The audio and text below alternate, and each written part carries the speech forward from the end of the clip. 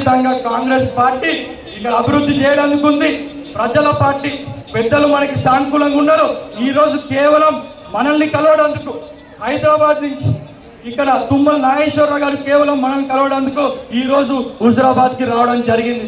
మరి మీ అందరి పక్షాన మరి వారికి నేను కృతజ్ఞతలు ధన్యవాదాలు తెలియజేస్తూ ఆశీర్వాదం ఇచ్చినందుకు మా అభ్యర్థులకు.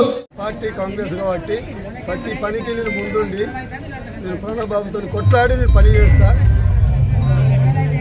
11వ వార్డు ప్రజలందరూ చేతికుట్టు ఓటేసి బంపర్ మెజార్టీతో గెలిపించాలని మీ అందరికీ అభ్యర్థిగా నేను భారీ మెజార్టీతో నాకు ప్రజలు గెలిపిస్తుండ్రు.